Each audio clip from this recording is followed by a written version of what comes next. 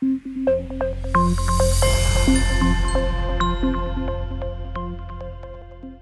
my name is Nick Huntington-Klein. We are back yet again with more stuff from my book, The Effect, which is available for free on theeffectbook.net. You can also find links to purchase there. So in this most recent series of videos, we're talking about identification, the process of trying to take the analysis that you did and making sure that it actually answers your question of interest and not accidentally answers some other question that you're not as interested in.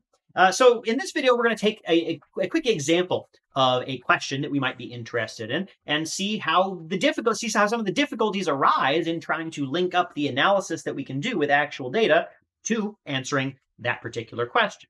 So we're going to talk about alcohol and health and mortality. So you've probably seen a lot of newspaper studies, like a study comes out and a newspaper comes out and says, a new study says alcohol, actually one glass of wine a day is good for you. Or no, actually one glass of wine a day is bad for you. Or no, actually alcohol is fine. Or no, actually alcohol is the worst thing ever and you're going to die immediately if you take a sip.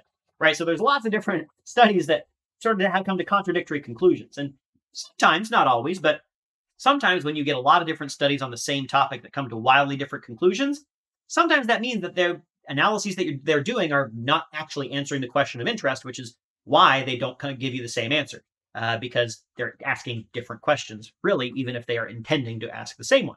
So let's look at one example of a study that looks at the relationship between alcohol and mortality and think about some of the difficulties that they might run into in terms of identifying their effect of interest. So the main question that they're interested in is looking at this thing about one glass of wine a day or one drink a day is good for you. And this is something that you observe in data. If you look at data in previous studies, you often find that the health ratings of people who have one drink a day are in fact higher than the health ratings of people who have 0 drinks a day, who don't drink at all. And so from this, you might conclude that actually maybe having one drink a day is better for your health, has a positive causal effect on your health as measured by your cardiovascular health or your fitness or how long you live, all these sorts of things. But there's the identification problem. Is this analysis that we are doing, the comparison of people who have 0 drinks a day versus 1 drink a day, actually answering the question of interest, which is, does drinking 1 drink a day rather than 0 make you healthier? And probably not. Here's a study from Wood et al. And they said, no, actually, hold on a minute, you're missing something here. You have missed an identification step. And in particular, that a lot of people who choose to drink 0 drinks a day are different for some other reason. Like maybe they just simply aren't healthy enough to be able to drink. So you might expect that their health rating would be low, but that is the thing that causes them to not drink at all, as opposed to the other way around.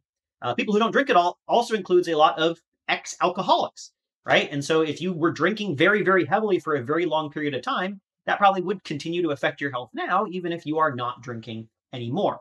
And so the comparison between people who drink nothing and people who drink 1 drink a day is not really going to answer that question for you. It might be an interesting result, but it doesn't answer the question of, does 1 drink a day make you healthier? So they account for this.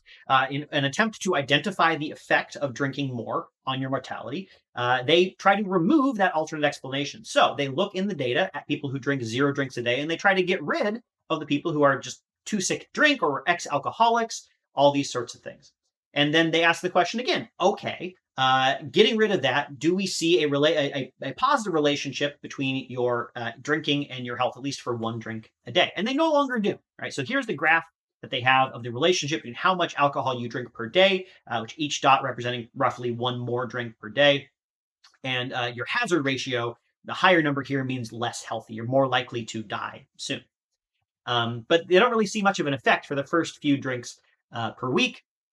And then it starts to increase as you get past about 100 grams of alcohol in a week. And so that is accounting for one of the alternate explanations as to why we might see a positive relationship between drinking at least 1 drink a day and your health, right? But here we got rid of that explanation and that went away, telling us that, hey, that relationship that we saw did not identify our question of interest of whether 1 drink a day makes you healthier. Now, of course, this is only one alternate explanation that they have gotten rid of. There are certainly a number of other reasons why we might see a relationship in the data between your mortality and how much you drink. The decision to drink is related to a whole bunch of different background factors that themselves could be related to your mortality. Men tend to drink more and they tend to die sooner. probably for reasons other than just drinking as well. And that goes for against across class and race and location and region and everything and all these different sorts of things are probably related to how much you drink and also your mortality. And so they do account for a number of those other things too. They adjust for things in their study, like racial background, for example, so that if that is what is driving the relationship that remains between drinking and mortality, then they've gotten rid of it. They've conditioned on that, and the relationship that they have is after you account for that alternate explanation. Now, this is good. They've gotten rid of a lot of those alternate explanations. They still find that there's not that much of a relationship for low levels of alcohol, but then once you get past a certain level, it starts to jump up pretty quickly in terms of the negative effects on your health. But they can't account for everything. There's always going to be some additional factor that maybe they didn't measure or control for, at least until they've done a super extremely careful job of getting rid of every alternate explanation, which is very hard to do. You could argue that given the list of things that they did control for, there are still some things left over. One way that you can see this, that there might be a couple things still left over in their analysis, is with this. So this is a graph that looks very similar to the other one, but you'll notice that the y-axis has changed. So the x-axis, we're still looking at drinks per week, and on the y-axis, we see your probability of being a man. And so what we see, using the same methods that they used in the study of alcohol and mortality, it looks like drinking more causes you to become a man, which probably is not how that works. So this suggests that maybe we've left some alternate explanation out there, right? Because how is this possible? Well, if there's some other reason driving a relationship between these two variables, well, then we haven't accounted for that. And that would be one reason why we might see them related to each other. That does not answer our question of interest. We're pretty sure this result should be zero. It should be a flat line if we're talking about a causal effect. And yet it's not, which tells us that if we know the causal effect is zero and we see a relationship that's not zero, we know there's something else going on. So taking that back to the alcohol and mortality graph, we see an effect that's not zero. So one of two things is happening. Either the causal effect is actually not zero, or maybe it is, and there's just something else going on. And this man and drinking graph suggests that maybe at least there's something else going on that we can't quite get rid of yet.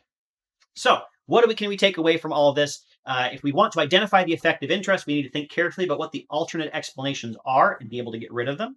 In this particular study, they did think of some alternative explanations of why drinking and mortality might be related to each other, and they accounted for at least some of them. They accounted for the fact that among these zero drinkers include some people who might be very unhealthy for other reasons. And they also accounted for some demographic background factors, things like race and I believe age as well. But they might have left some stuff out too. And until you've really narrowed down just the part that you're interested in, there's always going to be something left out. There's always going to be an alternate explanation.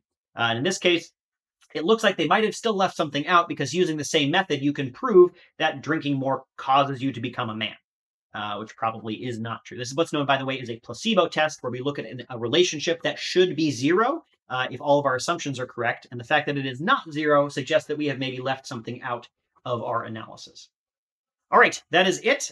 In the next set of videos, we're going to be talking about how we can actually do the process of figuring out how to do this. Because right now, I've just sort of told you what they did. But if you want to be able to identify an effect on your own, how can you do that? Well, that's what we're going to get to as we continue on in the series. Thank you.